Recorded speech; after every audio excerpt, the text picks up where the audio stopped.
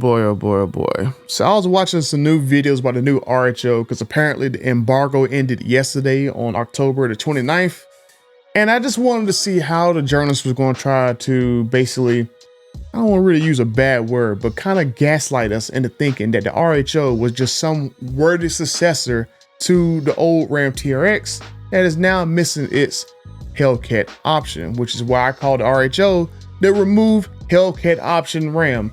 So in this video, I wanted to basically give you guys my thoughts about the new RHO, because coming from an old TRX owner, the RHO just doesn't pass the mustard.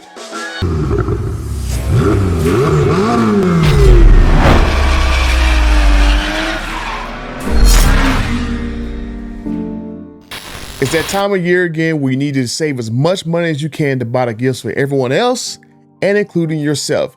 So my friends at Just Bolt-Ons and Drag Racing Wheels have you covered. In case you need anything like exhaust systems, sticky Mickeys, catch cans, tonneau covers, whatever, my friends at Just Bolt-Ons and Drag Racing Wheels have some of the best prices online. And with my promo code BUTTER that you use at checkout, you can save up to an additional 15% off on your next order. So check out my friends at Just Bolt-Ons, DragRacingWheels.com, where some of the best prices online just got a little bit better. So my over 36,000 friends, I'm coming at this from the perspective as someone who has owned a Ram TRX. Let me go find my key real quick. Okay, because I know I haven't really shown my old TRX on my channel a lot, because I really don't show a lot of my vehicles on my channel, but yeah, here goes my key for my old Ram TRX. I know the person who probably owns my vehicle, he's actually a subscriber of my channel, and he bought my TRX from the dealership. He probably going like, where's my second key at? But here goes your second key. I just always wanted to keep my second key to any vehicle that I sell. But having owned a 2021 Ram TRX, a RHO to me does not make any sense to purchase. Now, for me, the RHO costs the same price my TRX did when I bought it back in 2021. The base price for a TRX was $69,995, and I'm pretty sure that is the same price this new, I don't know, the 2025 Ram RHO is. It is literally the exact same price I paid less than 4 years ago. Just looking over these videos, because I'll show you right here. I've been watching these reviews, and then I've been looking at articles about the new RHO. And like I said, I just cannot get behind really how much these journalists are trying to kind of like, you know, be positive about this, because at the end of the day, these journalists, they have to talk positive about literally any vehicle that they review, because if they don't, then those companies are not going to basically invite them back to try out other vehicles from that brand. So that's the one thing I would say about a lot of automotive websites or some automotive YouTubers who basically all their videos are based off of vehicle reviews. They're going to always try to give you the most positive reviews, because if they don't, that's going to cost them money. So, I mean, I wouldn't say that everything they're telling you is false, but it's like, you know, I've actually owned a TRX. I know how awesome a TRX is. I know some of its downcomings because I've reported in videos some of the issues that were with TRXs. I was one of the people who helped put together the checklist, because there was issues with the TRX when it came from the plant. Loose suspension bolts, loose oil cooler lines. You've had like loose fuses in the fuse box. Yeah, some people TRXs that had like the leaking issue from the rear window. There were some things that was wrong with the TRX. And I was one of the guys who helped put together that list, and one of the guys that kind of made you aware of doing that. And I was one of the guys who tried to help you find TRXs at the best possible prices. So I've lived and breathed this, and so I will give you an unbiased opinion about the TRX. And so with the RHO, I mean, on paper, it seems impressive. It seems like a good fit, but the RHO is something I would say about 6 years too late. When Ram updated the trucks to the, I think, what, the 5th gen in 2019, the RHO should have debuted back in 2019. That's when that truck should have came, because that truck would have made sense back then to compete head on with the Raptor, when Ram knew they was updating the platform to a new generation. Because the 5th gen Rams are, I'm not even gonna lie, they have some of the best interiors, and they're very good, decent trucks. But for them not to have a Raptor fighter once they actually came out with the next gen trucks in 2019, that was a missed opportunity. And so to come out already with guns blazing with the TRX in 2021, to have a truck that just shatters the Raptor and basically costs around the same price, they really caught the market at a very good price, because a lot of people were jumping out of their Raptors to jump into a TRX because of that extra power that truck had. And so the RHO to me is flipped backwards. It should have came first and the TRX should have came second. Like the RHO should have bounced since 2019 and we should be on the second generation of RHO now. That's where my thought process is. Cause like if the RHO came out and it was 60 something grand, I wouldn't even have came out with the Rebel. I would just basically made that the Rebel. The TRX just could have been that top of the line model with a bigger engine there. It could have basically been like the challenger of the Ram brand. You have that one body style that scat packs are in, because basically that's what a scat pack is. 60 grand for a scat pack with a 500 horsepower engine. And then the Hellcat option could have been 70, 75, like 10, 15 grand on premium on top of that to get into a 702 horsepower Ram TRX. And I think that would have been the perfect scenario to bring the RHO out. But to bring the RHO out now to replace a 700 horsepower pickup truck, but one is like 540 horsepower, it just doesn't make sense to me. And especially it costs the same price that a TRX did back in 2021. And then once after 2021 came about and those TRXs started hitting the roads, that's when you go back and look at some of my old videos, you see that Ram went through this sneaky little situation where they were sneaking in price updates. Like the week after I got my TRX, they increased the TRX price by like, I think a couple $100. And then a few months later, another couple $100. And then after that, that was like the summer switch over 2022. They did a price hike of like maybe $3,000 or $4,000. But they had already added on like another $1,000 through the second half of the model year. And then 2023, the price jumped up again. And then here we go, 2024, the final year. Now the same TRX that debuted 4 years earlier at $69,000 is now like $126,000. They literally almost doubled the price of the TRX within 4 years. And even the rest of the Ram lineup is just so expensive. And now Stellantis has had to basically reduce the price of some of these other trims, because I was looking at this article by Mopar Insiders. They had to reduce the price of the new Ram trucks at least $4,000, because over the years they had just been jacking up the prices. Like even a tradesman, I'll show you right here how much expensive a tradesman is compared to 2019 to now. The pricing within Ram has just gotten so ridiculous ever since Stellantis has taken over. To me, that is not an accident. That is actually, to me, something that they intentionally did to help pay for this EV nonsense that they're going through now. To me, the RHO is an easy pass for me, especially as someone who has actually owned a TRX, because I was even looking through the old TRX forum before I made this video, and even guys who've owned 2021s to 2022 TRXs, they don't want to get rid of their TRX for a 2024 version of the TRX, the final edition, because you're literally getting the exact same truck, same engine, same body, same interior, same suspension, same wheels, same tire, same technology. But you're going to basically take a truck that was like maybe 50, 60 grand cheaper and trade it in for a newer version just to reset the odometer back to zero. It doesn't make financial sense to spend that much money extra to buy basically the same version of the same truck that you already own. And even with the RHO, to me, the RHO only really makes sense to someone who is cross-shopping a basic EcoBoost Raptor. Between that and basic cross-shopping, well, not really cross-shopping, but if you actually own a TRX now and you want to preserve the TRX for even further, owning both vehicles makes sense now, because you can save the miles in your TRX and allow that vehicle to basically last longer if you use your RHO as more like a daily driver. Because I know some people who actually daily drive the TRXs. I know some guys got about 30, 40, 50,000 miles on the TRXs. And I guarantee you, if the RHO was out sooner, they probably would have bought an RHO as like a daily truck and only reduced their TRX to have a weekend only roll. Here we go. The 2025 Ram RHO first drive review. So good, you don't need a Hellcat V8 The TRX and the supercharged Hemi are gone, but the RHO's twin turbo inline 6 has plenty of power to complement the truck's stellar fundamentals. Now I'm gonna skip through this article. You can read it if you want to, but let me see. There was one thing down here, and it was some ladies who did this. So I'm not gonna say anything bad about women. I'm just gonna say you got some ladies who did a review. Okay, here we go. The 2025 Ram 1500 RHO is ostensibly the TRX replacement as it steps in as the brand's new top tier support truck.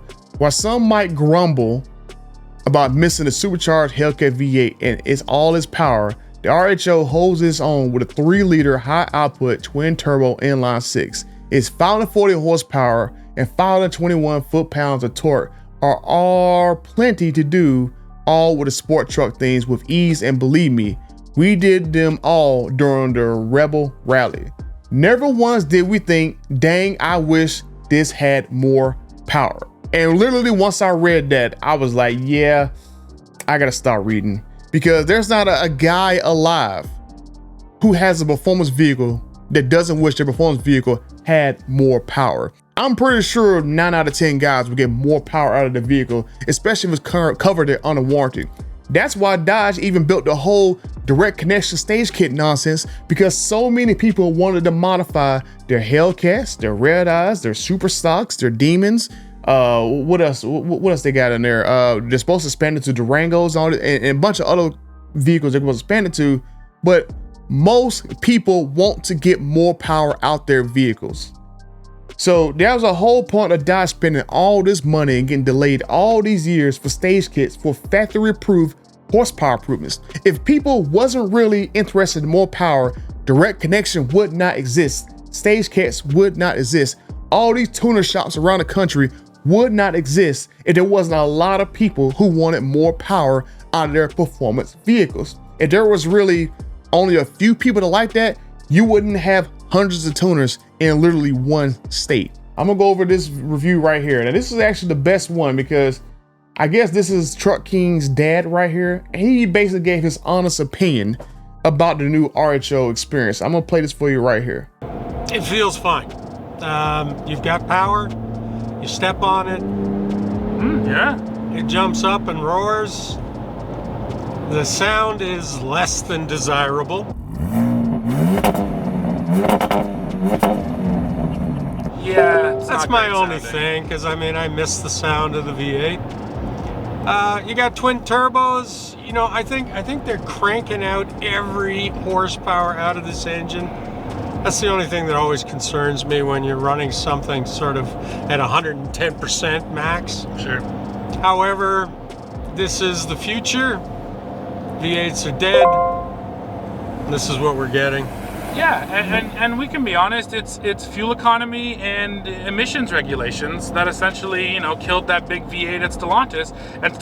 Honestly, it's not fuel economy and emissions that killed the TRX. What killed the TRX was bad management within Stellantis. For some reason, Stellantis got this notion in their head that we're gonna be the first brand out of all 3 of our competitors, Ford and GM, to get rid of our V8s and go strictly Rice. We're gonna go and put watered down BMW, Honda engines into all our vehicles and still stay in 3rd place, because like I said, the Ram trucks have been in 3rd place behind the Silverado and the F-150 and the F-250 and all that for years.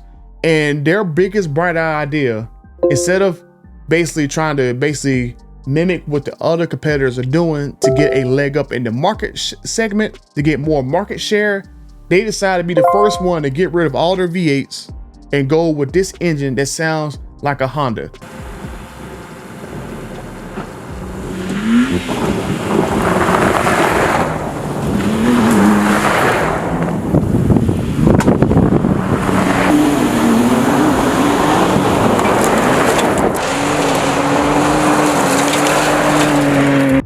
Gonna be kind of surreal, someone going to a dealership and they're gonna cross shop between a Ram 1500, a Silverado 1500, and a Ford F-150.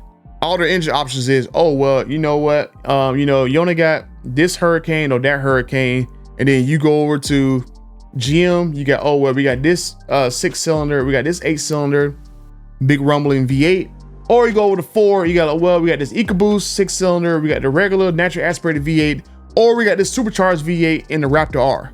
Ford has a bigger variety of engines, and maybe that's why they have a larger share of the pickup truck market, because they actually cater to what customers actually want.